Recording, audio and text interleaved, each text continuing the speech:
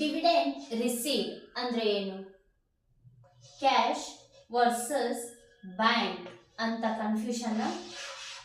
Dividend received ಅಲ್ಲಿ 90% students ಹೀಗೆ mistake ಮಾಡ್ತಾರೆ, ಆದರೆ ನೀವು ಮಾಡಬೇಡಿ. ಡಿವಿಡೆಂಡ್ ರಿಸೀವ್ಡ್ ರುಪೀಸ್ 2K ಅಲ್ವಾ? ಈಗ ಡೌಟ್ ಏನು? ಕ್ಯಾಶ್ನ ಡೆಬಿಟ್ ಮಾಡಬೇಕಾ ಅಥವಾ ಬ್ಯಾಂಕ್ನ ಡೆಬಿಟ್ ಮಾಡಬೇಕಾ? ರೂಲ್ ತುಂಬ ಈಸಿ ಅಲ್ವಾ ಬ್ರೋ?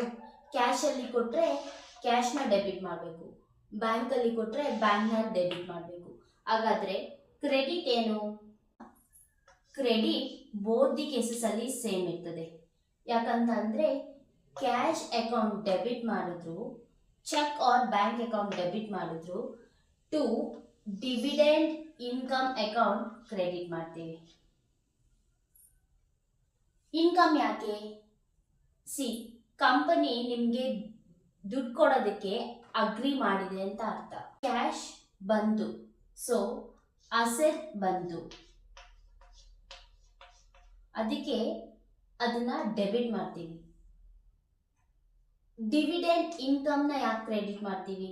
ಕಂಪನಿ ಅಗ್ರಿ ಮಾಡಿದೆ ಅಲ್ವಾ ಡಿವಿಡೆಂಡ್ನ ಕೊಡೋಕ್ಕೆ, ಸೊ ಇನ್ಕಮ್ ಬರುತ್ತೆ, ಅದಕ್ಕೆ ಅದನ್ನು ಕ್ರೆಡಿಟ್ ಮಾಡ್ತೀವಿ. ವಿಡಿಯೋ ಲೈಕ್ ಮಾಡಿ, ಡೌಟ್ ಇದ್ದರೆ ಡೌಟ್ ಅಂತ ಕಮೆಂಟ್ ಮಾಡಿ. ವಿಡಿಯೋ ಯೂಸ್ಫುಲ್ ಅನಿಸಿದ್ರೆ ಸೇವ್ ಮಾಡಿ, ಶೇರ್ ಮಾಡಿ.